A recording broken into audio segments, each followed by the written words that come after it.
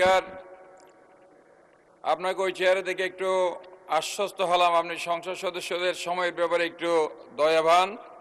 আশা করি আমাকেও একটু দয়ার দৃষ্টিতে দেখবেন। বিসমিল্লাহির রহমানির রহিম। আপনার সময় 6 মিনিট জনাব আবু সুফিয়ান সাহেব। মাননীয় স্পিকার, আপনাকে আবারও ধন্যবাদ জানাচ্ছি। আমি আজকে মহামান্য রাষ্ট্রপতির ভাষণ সম্পর্কে আনিত ধন্যবাদ প্রস্তাবের উপর আলোচনায় সুযোগ দিয়েছেন আমাকে। আমরা কোনো ব্যক্তিকে মহামান্য অ্যাড্রেস করি না। বাংলাদেশের রাষ্ট্রপতি যাকে আমরা মহামান্য সম্বোধন করি, অ্যাড্রেস করি, উনি ভাষণ দিয়েছেন। অনেকের সেই ভাষণ মনোঃপুত হয় নাই, অনেকে মনোঃপুত হয় নাই। এই সংসদ থেকে ওনারা ওয়াকআউট করেছেন। আমরা ওনার বক্তব্য শুনেছি। উনি ওনার বক্তব্যে বর্তমানে নির্বাচিত সরকারের আমাদের সংসদ নেতা মাননীয় প্রধানমন্ত্রী জনাব তারেক রহমানের যে গৃহীত পদক্ষেপসমূহ, ইতিমধ্যে তিনি যে পদক্ষেপগুলো গ্রহণ করেছেন এবং আগামী দিনে কি করবেন সেই কর্মসূচিগুলো উনি সুচারুভাবে ওনার বক্তব্য উনি বলেছেন। আমরা ওনাকে ধন্যবাদ জানাই। এবং সাথে সাথে আমি চট্টগ্রামের যেই এলাকা থেকে এসেছি, চট্টগ্রাম নয়, এটা হচ্ছে চট্টগ্রাম সিটি কর্পোরেশনের 14টি ওয়ার্ড নিয়ে গঠিত। এটা বাংলাদেশের একটি গুরুত্বপূর্ণ আসন। এটা চট্টগ্রামের কেন্দ্রভাগ নিয়ে গঠিত এবং বাংলাদেশের অর্থনীতির লাইফলাইন খ্যাত কর্ণফুলী নদীর তীর ঘেঁষে বৃহত্তর বাকলিয়া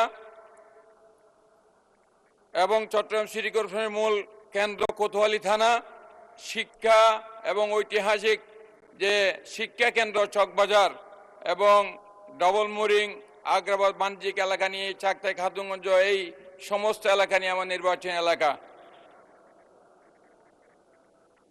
স্বাস্থ্য, শিক্ষা, ক্রীড়া, অর্থনীতি এবং প্রশাসনিক ও রাজনৈতিক গুরুত্বের কারণে একটি কথা প্রচলিত আছে, এই আসন থেকে যেই দল নির্বাচিত হয় সেই দল সরকার গঠন করে এবং যিনি নির্বাচিত হন তিনি মন্ত্রী হন। এটা গত 54 বছরে 55 বছরের ইতিহাসে এর ব্যতিক্রম কিন্তু হয় নাই। না, আমার প্রয়োজন না। আমার যেটা দিয়েছে আমার নেতা, সংসদ নেতা জনাব তারেক রহমান, আমাকে 2018 সালে চট্টগ্রাম 8 নির্বাচন এলাকাতে তিনি মনোনয়ন দিয়েছিলেন। আবার 1 বছর পরে সেই একই আসন থেকে উপনির্বাচনে মনোনয়ন দিয়েছিলেন। এবার তিনি আমাকে চট্টগ্রাম 9 মনোনয়ন দিয়েছেন।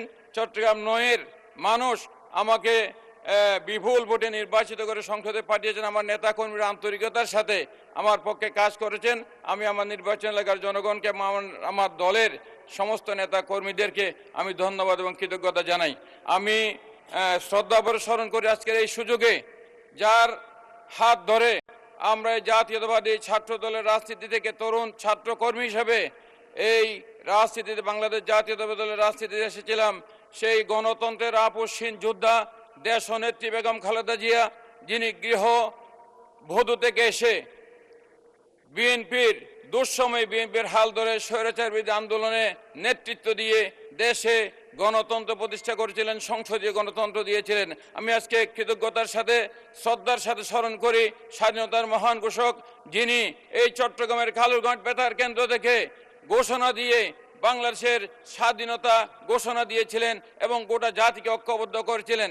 আজকে সেই প্রসঙ্গে বলতে চাই যে কালুরঘাট বেতার কেন্দ্র, সেই কালুরঘাট বেতার কেন্দ্র নামে যে একটা কালুরঘাট ব্রিজ, যেটা শহীদ জিয়ার স্মৃতি থাকার কারণে বিগত দিনে এই সংসদে আমরা দেখি 2 জন এমপি এই কালুরঘাট ব্রিজ বলতে বলতে দুনিয়া থেকে চলে গেছে, কিন্তু সেই কালুরঘাট ব্রিজ আলোর মুখ দেখে নেই। আমার পাশে আমার চট্টগ্রাম 8-এর মাননীয় সংসদ সদস্য এরশাদুল সাহেব আছেন।